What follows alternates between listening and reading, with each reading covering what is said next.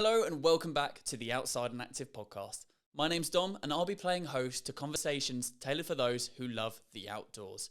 Thank you for joining me on this adventure where I speak to a whole host of interesting guests with inspiring stories. And for our next stop on this adventure, we are joined by Jay Courtney. Jay is a writer who takes inspiration from being in the wild, whether it's sitting next to her garden pond or exploring remote places in the North Atlantic. 5 years ago, after a period of ill health, Jay decided to retire from her long career, and retirement took her by surprise. She realised that she didn't really know how to do that part of her life. She experimented with different activities such as drawing and ballet, but ultimately it was writing that was her thing. Jay has actually written a book which compiles multiple stories from a lot of different women who have been through this difficult period of their life. And in this episode of the Outside and Active podcast, we talk all about this, how Jay actually got into writing, how she started to speak to these women and compile their stories together, and generally about how we should maybe see this part of our life as an opportunity rather than something we should not look forward to.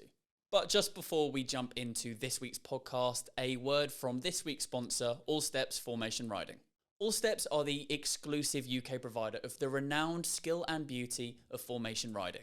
Join All Steps for a musical celebration hosting the world-famous Portuguese School of Equestrian Art. They are bringing a full team of 24 horses and their riders to wow not only horse lovers but non-equestrians too. Alongside the Portuguese team, they will have their very own team of All Steps riders with their exciting and moving lights routine, first seen at the Horsemanship Showcase. If you're interested in finding out more about All Steps Formation Riding and this amazing event, then you can get tickets by heading to allstepsformationriding.co.uk. And without further ado, let's head straight into this episode of the Outside and Active podcast with Jay. Jay, hello. Welcome to the Outside and Active podcast. How are you?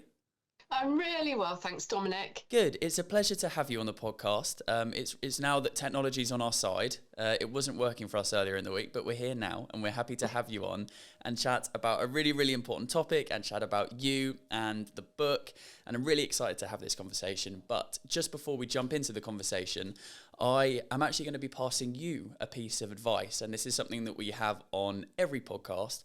And it's a piece of advice that comes from a previous guest, and they're leaving an advice about anything, and they're passing it on to someone that they don't know about. So this piece of advice comes from Ben Parker, who is an amazing running coach from an app called Runner, and is an amazing runner himself. And his piece of advice that he left was, the longer we work at it, the better we get at it, which is very simple, but I very much like it. And I was going to ask you about actually writing. Have you always been a writer, or is this something that has kind of come about in a recent time?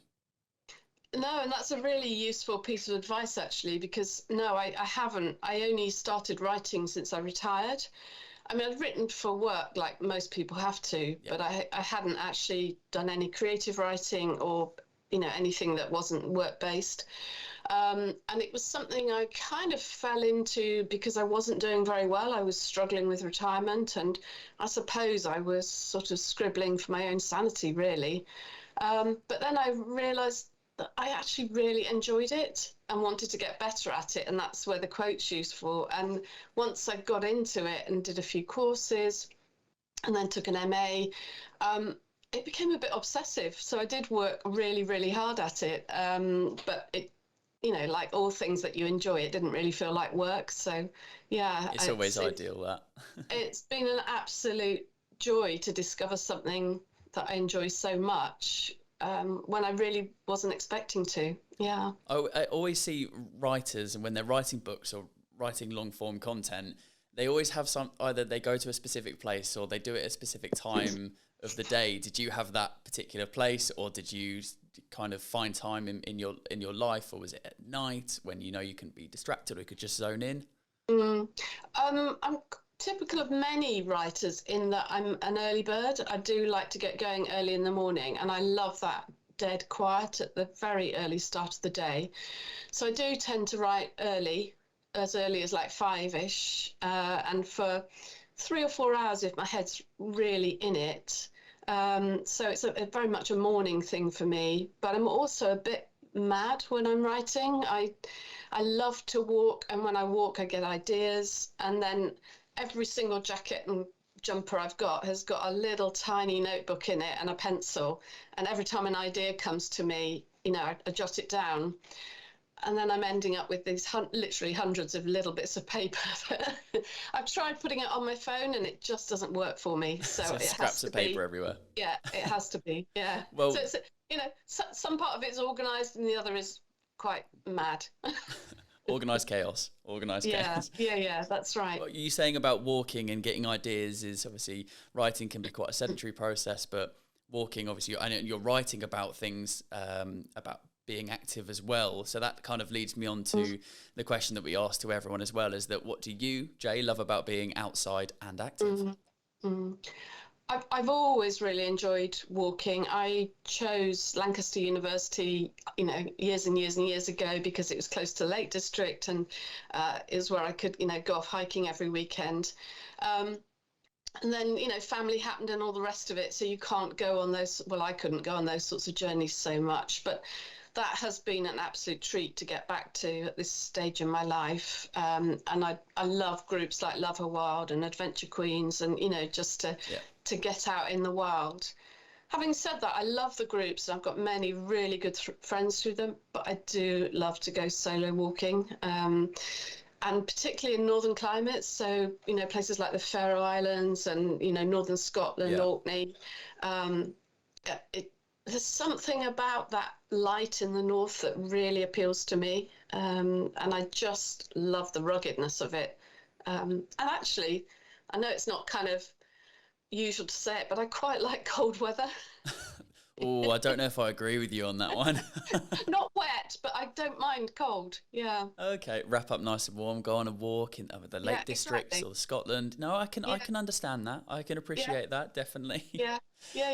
Well, there'll be an intro to this podcast, as people that listen every week will know, to give a background of who our guest is. But I always like to get it from you yourself in terms of, obviously you're in a certain direction now and you're embarking on this journey, but give us an idea of your background before this as well and what led you into the path that you're on now.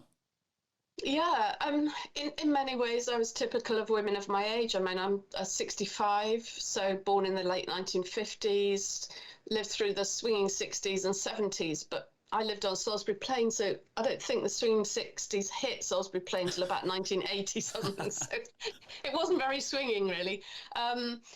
So that was kind of my baptism, if you like, into wild places. Salisbury Plain can be quite wild and quite dangerous at times. So that, I loved that. I loved walking and cycling, even as a kid there.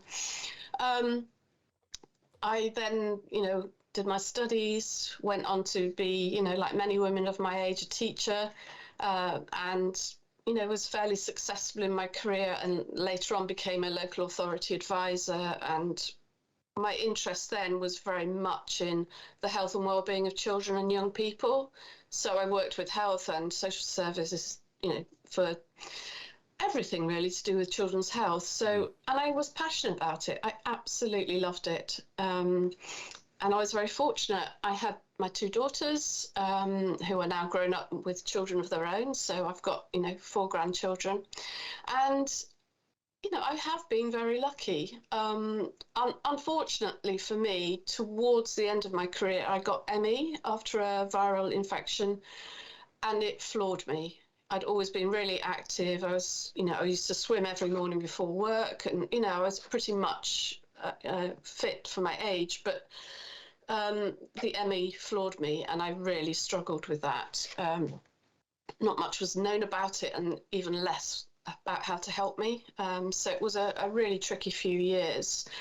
And that gave me a lot of time to reflect and think, actually, maybe I need to take early retirement and just get my health back. So that's what's happened. And I didn't anticipate I would have any difficulties at all. I've always been someone who's had far too many ideas for my own good. And, I've not struggled. I've never been bored, let's put it that way. I've always had lots of interests. But it wasn't like that. I found it really hard. I found retirement very difficult. I couldn't sort of find my place in the world. I couldn't find things that particularly interested me.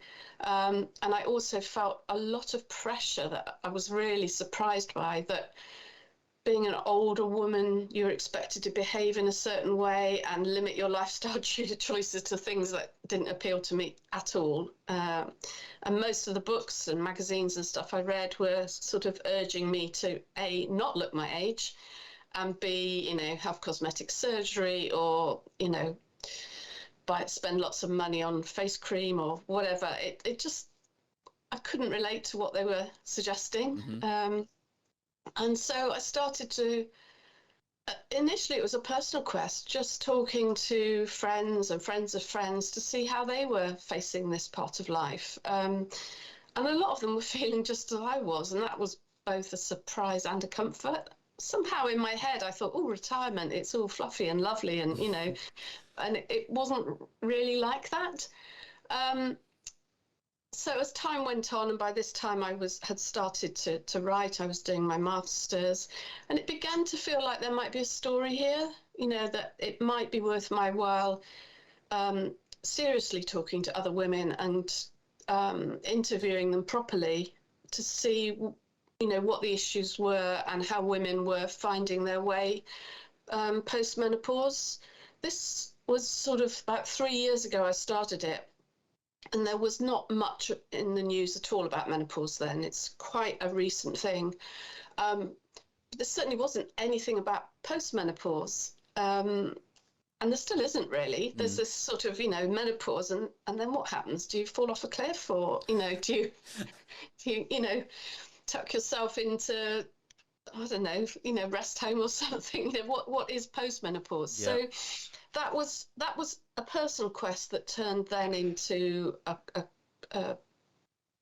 not quite an academic, but a study of what women I spoke to were experiencing. And I was looking for stories that would help me, selfishly, women who, like me, had had to retire and had found their way beyond menopause to do the things they always wanted to do, or women who had long harboured a desire to do something, and because of life, children, elderly parents, all the sorts of things that most of us face, during our life, they'd had to put a real passion on hold. And it was, perhaps 30 or 40 years later, they were returning to this adventure, this passion, whatever it was. So I'd planned a trip to travel quite a big chunk of the world. I was going to head north, which is my natural compass bearing, and start up in Iceland, the Faroes, Shetland, heading back down this way, and then ending up in a big trip in New Zealand. So that was the plan. I was going to travel on my own and meet women on the way in a sort of serendipitous way and talk to them as I went. And that was all planned by February 2020. Good timing. Yeah, it was perfect. I was writing this book about women having adventures. So, of course, lockdown happened. We all got completely benched, and I had to make a decision. Was I going to try and carry on with this in a different way, or was I going to just wait, And my elder daughter said to me, Mum, it's going to be at least 2 years before things are back to normal. So I kind of thought, I think I'll just try and carry on with it. So it became a different project in that it was largely done via, Zoom and so on, which then we weren't all used to. That in itself was quite a learning curve. And when the, law allowed, I would go, I've got a camper van, so I'd go out and stick 2 chairs in a field and interview women literally in the field. Yeah.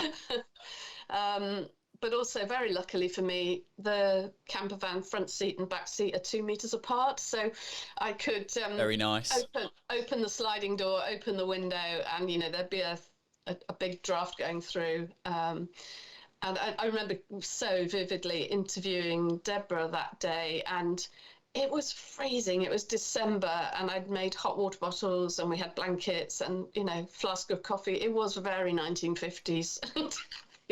But that's how the interviews got done. You know, if they weren't done on Zoom, then I set off on one camping trip in the snow. It's when campsites first opened, and they were allowed to open campsites, but not the facilities. Interesting. So, okay. So that was all a bit bizarre. But yes, I went down to Dorset and interviewed a runner down there. So yeah, it Wow. was an incredible project. I probably in total spoke to 50 people. Yeah, and then chose the ones I wanted. Yeah. So, I mean, by speaking to these people who are going through similar times of life but might be experiencing it in different ways, you have taken on so much knowledge and got an understanding. You've probably learned a lot yourself as well during that time, and you've compiled a selection of these stories into a book. And I mean, before we jump into talking about all of these things and giving people advice and you kind of talking about what you've learned, I have to ask, Juicy Crones, the name, your website, where's that come from? Because that is a great name. Before I started this, but when I was reading I'm a big reader to try and make sense of my world. And so I was reading an American author called Jean Shinoda Bolen, and she used the phrase Juicy Crones, and it just made me laugh because at the time things felt quite grey, and it just made me laugh, this idea of this sort of bright Technicolor older woman. But it was also slightly naughty, a bit kind of, what's that all about then? So I emailed her and said, you know, basically, you made me laugh so much. I love the phrase. I'm thinking of doing this project. Would you allow me to use your phrase? And it was just a phrase in a paragraph. It wasn't, but I thought out of courtesy. And she wrote me such a lovely email back saying, please do, please run with it. You know, that's the so more nice. People who are, you know, supporting older women to do their thing and have adventures, the better. So I had her blessing, and kind of that in the dark days of lockdown, and you know, it all got a bit grim at times, didn't it? Just having her in the back of my head, you know, spurring me on was really important. Oh, what a kind person. And also fair play to you for actually reaching out as well and asking about that phrase. There will be people tuning into this podcast that what we're talking about and what you've written about will either have directly affected in the past. It might be a time of life that they're coming up to. They might be going through it right now. But also we have a great variety of people that listen to this podcast. So I want to start and get everyone on the same page before we jump into that. And let's go really simple, because like you said earlier, the menopause is not something that's necessarily spoken about as frequently and as openly as it could be. So tell me the information about the menopause, what it is, how it affects people, so we can go from there. Well, I suppose in a nutshell, it's the cessation of fertility. So a woman no longer has her periods, and you're technically seen to have gone through the menopause when you haven't had a period for a year. That's fine on paper, but of all the women I've spoken to, they've told me that their menopause, and you know, I've backed this up by looking up scientific journals and so on, lasted somewhere between 7 and 20 years. Wow. Which is just because the symptoms that go alongside the hormone change, for some people they barely notice it, and it's just like, oh yeah, that happened. And for other women, it can be absolutely terrible. You know, it can affect every aspect of their life. It can affect their mental health. They can make their brains, you know, the brain fog is a real thing. It's really awful. You can go from feeling quite literate and, you know, able to do all sorts of puzzles and quizzes to not being able to think straight, to, you know, aching joints, not being able to sleep, the night sweats that, you know, are the kind of thing that most people know about. But the symptoms can be absolutely huge, and many of them are not, or haven't been in the past. I think it's got a lot better, not seen as menopause. And for me personally, I'm now not convinced that all of my symptoms were to do with ME. I am wondering whether a lot of them were actually menopause, but it was undiagnosed. It was probably a horrible combination of the two. I'll never know. But because it was happening about the same time, I do wonder now. Yeah. So why do you think there's not? I mean, is it a taboo topic? Why is it not spoken about as much? And because we're looking at its sort of early 50s, I know it can vary depending on obviously the individual. And like you said, it varies the impact it might have on someone. But is there much support at the moment, do you think, in society? I think things have got a lot better, certainly for my generation going through. So sort of 10, 15 years ago, it was appalling. I mean, there was just so little help. And there was a huge scare that HRT could lead to breast cancer. So for those of us who had breast cancer in the family, we were all advised not to take HRT. But nothing else was really on offer except for antidepressants, which for many of us felt, well, I'm not actually depressed. I might feel like I'm going mad, but I'm not depressed. Things have got better. I was speaking to someone yesterday who said, well, yes, they have, but there's such a shortage of HRT that nobody can get what they've been prescribed. And I know it's very controversial given the politics of yesterday, but I think certainly for me, I was at the peak of my career. You know, I was good at what I did. But my health, which I now understand to be menopausal symptoms, or ME, or whatever it was, wasn't enabling me to sustain that. And it's a great pity that we're losing women who are, you know, quite often just at the peak of their careers, and they're struggling with health and often with family stuff as well. You know, parents getting older, children leaving the nest. It's quite an intense period of time for many women, not all, obviously, but, you know, to generalise. Beyond their control as well. I beg your pardon? Beyond their control as well. It's all beyond your control. Absolutely. I think also for my generation of women,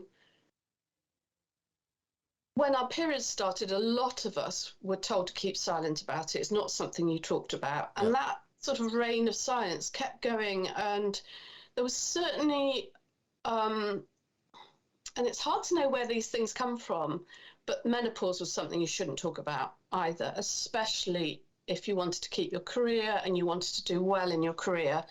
You didn't want to be showing any kind of weakness at all. And I don't know if that's still the case, because obviously I'm not in work anymore in that sense, but I do think that probably was quite a common experience.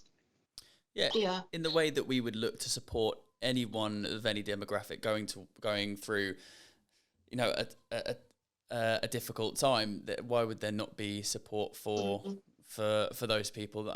And like you said, you went through the physical effects it can have as well, but the mental effect it can have on you, not only what it directly will affect, but also a kind of placebo effect of you. If you know that you're in a time of life where this might be coming up soon, then even that, again, I can imagine would have some sort of effect on your mental well-being.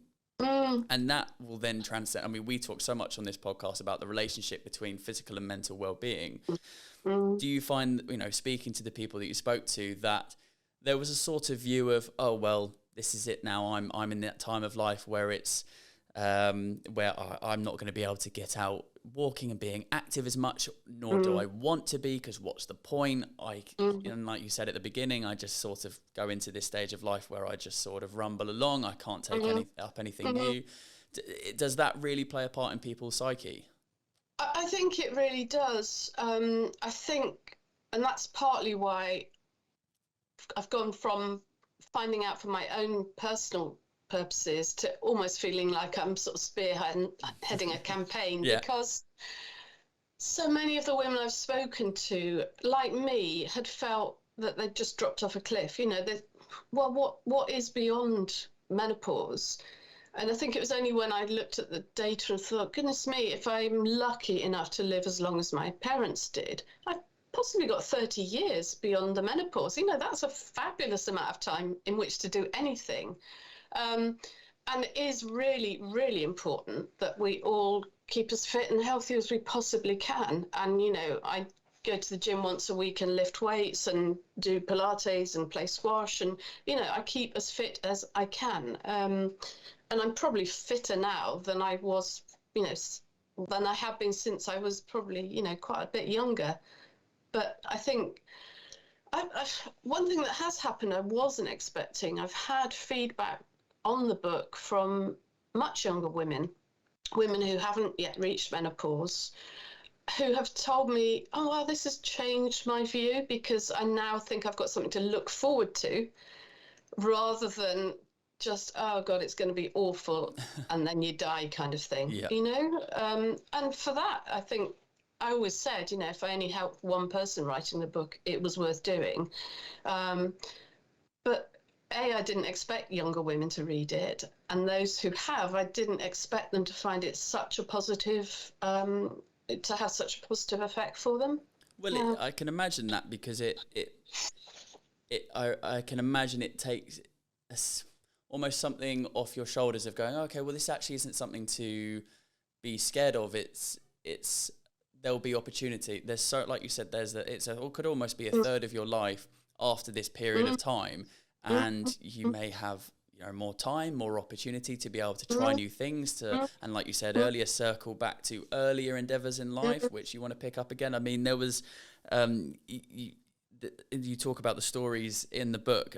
Is it Caroline who went back and did a master's in fine art and opened up her own gallery? I mean, obviously this podcast is all about being outside and active, so we will chat about how you can continue to have that in life, but it's also about that mental fitness as well, and going back and studying. And you said you studied as well, and then doing, opening up your own gallery. That's a massive thing that you wouldn't have been able to do necessarily in another full-time job. But I mean, she was almost 40 years raising children, etc., and then. She didn't finish her first degree because she got pregnant, and, life goes on, doesn't it? And then she decided in her early 60s, if I don't do it now, if not when, now, then when? Yeah. And it's that big question of, and she always wanted to do it. She'd gone back to study and do her master's, and she's opened a gallery. I mean, wow. It's just fantastic. And that's something she always wanted to do. So she's one of the ones who fulfilled a long-held dream that she couldn't do whilst she was raising a family and so on. Yeah. I think when I was looking around your website and reading bits and pieces that you sent through, there was something that really, really struck me, because you hear a lot, oh, I don't want to get old, or I don't want to whatever. And I think you said aging is a gift. Not everyone gets to grow old. And it really made me stop for a second and think, that's not really what I'd considered too much. And it's a really, really good point. The blessing of being able to grow old is something not everyone gets. So we should make the full opportunity of being able to do that with our time. Absolutely. So I'm starting to tear up because I have a young friend in a hospice at the moment. And I feel so privileged to be 65. I also had very dear friends who died in their 50s and would have given anything to be doing what I'm doing. And I just feel it is an enormous privilege. I'm not going to swallow the, you've got to dye your hair, or you've got to cut it this way, or you've got to buy this cream or that cream, or, I'm not going to buy into that. I'm me. The best I can do for myself is keep myself fit and healthy, and hopefully also, help others on their way. And, it is a privilege. It really is. That's such a good point and piece of advice for people as well, that aging isn't a one size fits all. There's no this, you have to do this and you should conform to this social way of thinking. Like, whatever's in the way that you would say to anyone in any period of life, do whatever makes you happy. If you're not hurting anyone and you're not hurting yourself, then do what's going to make you feel comfortable and happy. Yeah, exactly. Yeah. And I kind of wrote down the question, why is this not the end of being active? Because we kind of, again, touched on the idea of, oh, well, I've hit this period of life, I might not be able to be as active as I was before earlier in life for X, Y, Z reason.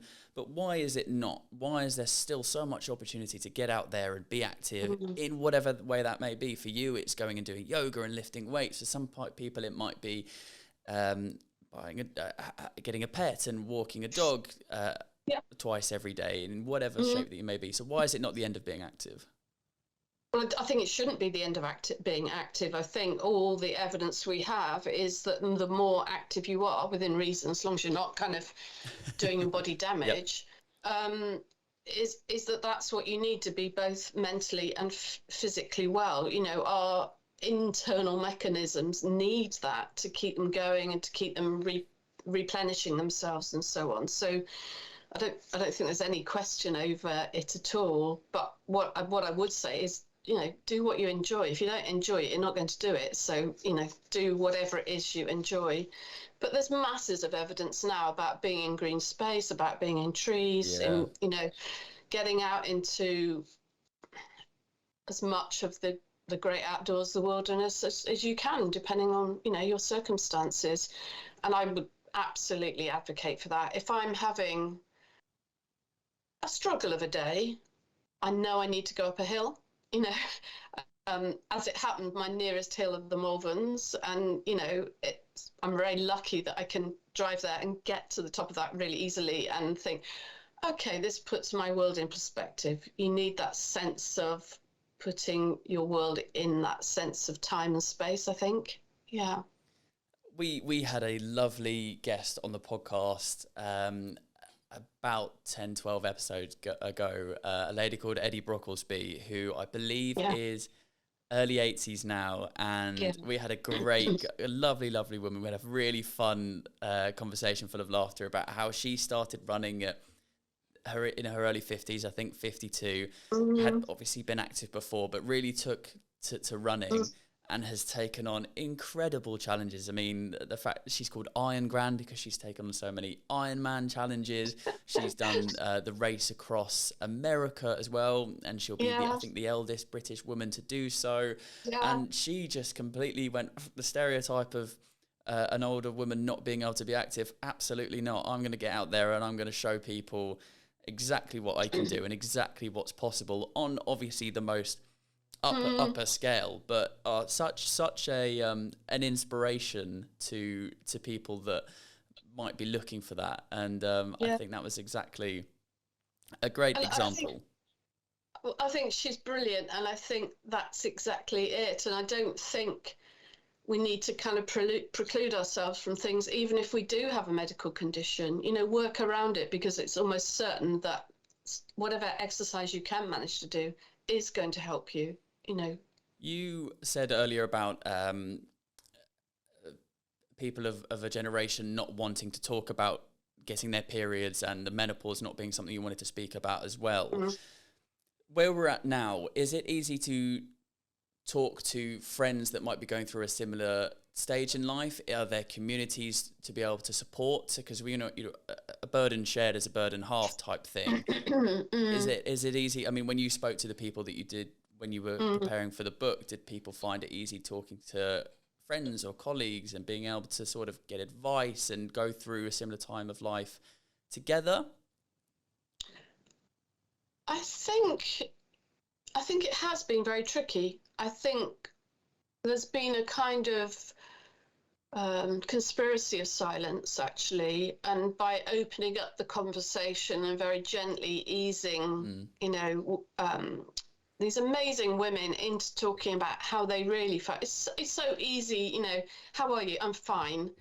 And actually, you know, scratch beneath the surface, and none of us are ever completely fine. We're all dealing with stuff every day of our lives. And actually, I think what the whole Juicy Crones project has enabled is that start of, I'm not saying it wasn't happening before, I'm not taking all the credit for this, but it did enable us to start talking about very real issues and the truth of our feelings, you know, particularly thinking about, you know, we're all facing the big exit. We've already talked about this in terms of, you know, and many of the women in the book have had cancer, or very scary diagnosis, or they've lost a loved one.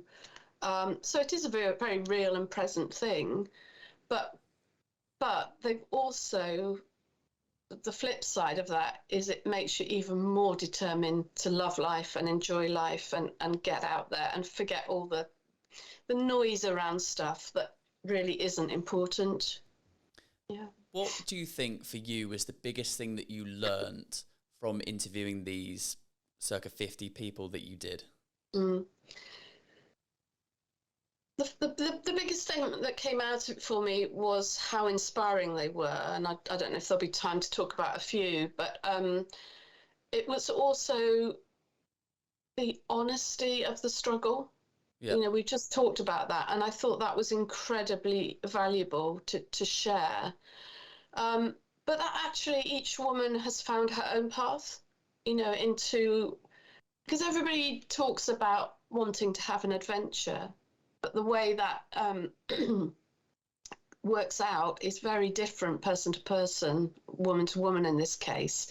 And that was just wonderful to hear what fulfilled each person and how they found their path to it, and what it meant to them as well. And also what it meant to be part of this project. It's been very, it's held us all very well. And, we're still all friends on Facebook, and, we kind of are supporting each other on our paths, really. Yeah. And there might not be, but was there anything that surprised you in these collection of conversations? I'm not sure if it was a surprise, but I was quite shocked to be reminded at how economically challenged many women of my age are. I mean, I'm very lucky. I had a full-time career, and therefore I have a pension that goes with it. Yeah.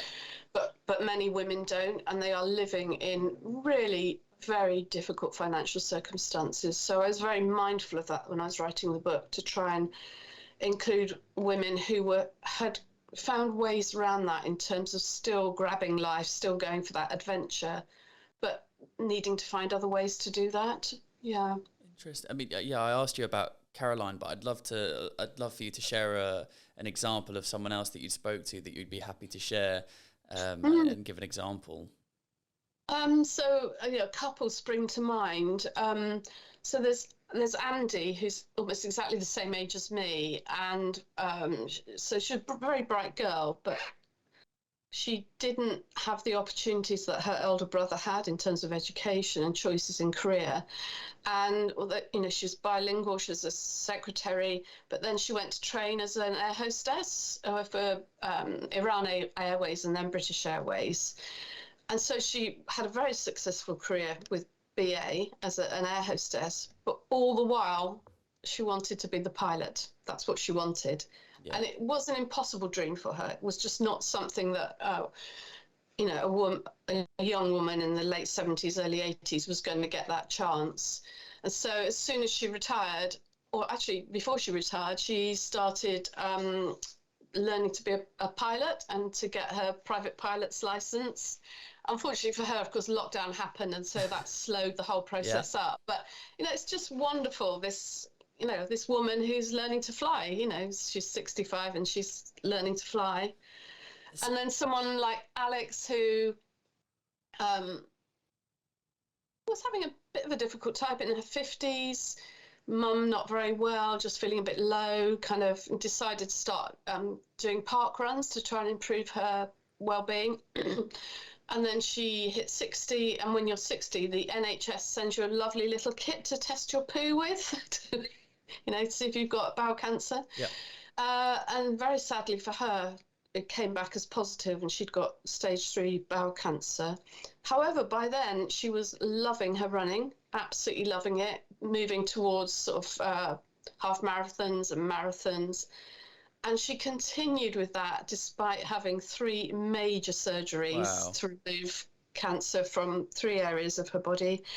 And she's now running ultra marathons. What a woman. And actually, the bit I forgot to say was that after her first round of chemotherapy, the doctors told her that she had such a severe allergic reaction that she couldn't carry on with chemo. and there was nothing else available to her. So she went down the route of managing her health via a diet. So she's not recommending it, but that's what her choice was. Yep. She went on the keto diet and is very, very careful about what she eats. And, back in June, she did 2 ultras back to back. It just is incredible. I mean, we've spoken all through this, and like you said about it being out, having the opportunity, if you can, to grasp life and to do things that it's almost like like you said about wanting to learn to get your pilot's license at 65 years old. Almost have a piece of paper in front of you and write blue sky thinking, if I could do anything, what have I wanted? Yeah, literally in that case, if I could do anything like that, what have I always wanted to do that I've never had? Write them down and just go, well, why not? What's the worst that's going to happen? Oh, that you can't for X reason. Well, at least I tried. And you can't have the regret of saying that you didn't try. Exactly. And I think that's the important thing, is not to put excuses in your own way, but actually to think, I can do this, or I can have a jolly good try, you know. Yeah.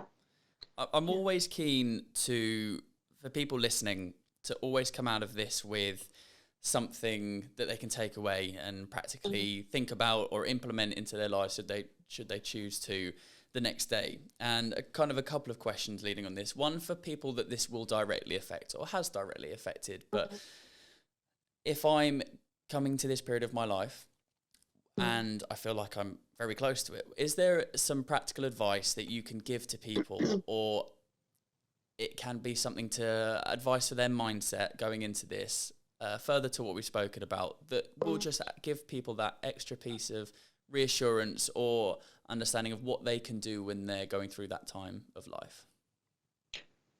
Well, I think now you can get better advice from your GP. That's one really good thing. But I would absolutely say don't see it as a negative. Yes, you've got all sorts of mental work and physical work to do with coming to terms with the end of your fertile period of your life. However, once you've gone, as I put at the end of the book, you've gone over to the other island, life is incredible. I've never felt this amount of power and wisdom and just enjoyment of life as I have now. And I never in a million years thought I'd say that sort of 8 years ago. Just, it did feel really greyish. And now it just feels like I can do whatever I want to do. As long as it's not harming other people, obviously. But, I've got choices. I can do the things I want to do. And it's within my gift to get fit enough to do them, basically. Yeah. And we've provided some ideas and advice and motivation, inspiration for people that have entered this part of their life as well. But my other question that I'm interested to ask is that I'm very aware that I'm a 25-year-old man who will not go through this, but will have friends and family members that will be. How can I best support? Because there will also be husbands and siblings and brothers, whatever, listening, and sons and daughters who might be thinking, how can I best support? Or is it enough for me to be aware and understanding of this topic more as well, and willing to learn and willing to be able to talk about it? What's an piece of advice that you would give to someone in my sort of category? First of all, I salute you for doing this podcast at all, because I think this would never have happened only a few years ago for a 26-year-old young man to be talking to an older woman about it. I think that in itself is indicative of huge progress in society. I think, I can't speak for all women, but I think mostly they want to be heard, to be understood, and as far as possible to be tolerated, because it is a huge, I think that perhaps as a young man, the thing that it is closest to is your teenage years, where hormones are up and down, and one minute, you hate your parents and you're covered in acne and all the world's evil, and the next you're loved up and, your girlfriend and all your boyfriends are best things. It is that sense of a roller coaster of emotions. And just because you're 50-something doesn't make you any more in control of it, really, than when you were 15, so I guess in that way everyone has been through that roller coaster of emotions. We might not want to remember a lot of it, but it is a similar thing, and we kind of, like parents, look on and think, oh god, they're teenagers, maybe we need to have that kind of humor and goodwill towards women in particular who are going through this period of their lives, because patience. And I don't know how as a partner you are patient when it could be like 10 years. It's not easy. There will be so many people that will read your book and be so thankful that you've been through all of these conversations to compile it all together. I mean, what's next for you now? Are you continually talking about this topic? What have you got planned coming up in the future?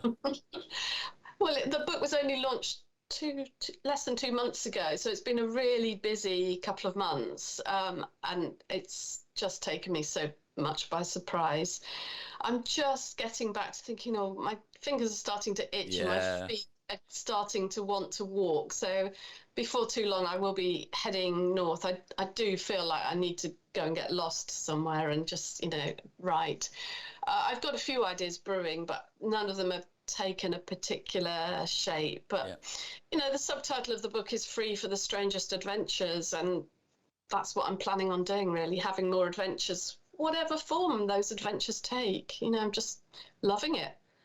That's the whole mantra of the episode as well, which has been, and what you've been saying, which is great. Where can people listening go to find out more about you, but obviously to check out the book as well? Okay, so I have a website, juicycrones.org.uk. If people would like to buy the book, then it's available from all the usual outlets, but particularly through Brat, who is my publisher. And I'd love to know what you think of it. That would be really great. Jay, thank you so much for coming onto the podcast. It's genuinely been great to be able to have the conversation with you. Thank you so much. And there's just one thing left that I need from you, and that is a piece of advice that you would like to pass on to a guest that will be coming on the podcast in the near future. I think my advice would be, go and have your adventure. Adventures are really something that happens within, but manifest themselves without. So, go and find what that adventure is and how you get it. I love that. That's a great way to end. Jay, thank you so much. Thank you so much, Dominic. I've really enjoyed it. Thank you. Thank you for listening to this episode of the Outside and Active podcast, the first of season 9, featuring Jay Courtney. I think this topic was really, really interesting and something that I didn't know as much about. We should be talking about this taboo topic, and thank you so much to Jay for coming onto the podcast and talking about it. Don't forget to check out this week's sponsor of the Outside and Active podcast, All Steps Formation Riding. You can get tickets to their amazing event by heading to allstepsformationriding.co.uk. Go and support them as they are supporting us, and want to return the thank you. If you think you know someone who would enjoy this podcast just as much as you, then forward it on to them. Let's grow this community of Outside and Active podcast people, and also leave a review on the platform you're listening to. You should be able to leave a review. Of course, if it's 5 stars, then that massively helps us, and I want to hear what you're thinking. But we'll be back next week for another episode of the Outside and Active podcast. But until that time, enjoy the outdoors.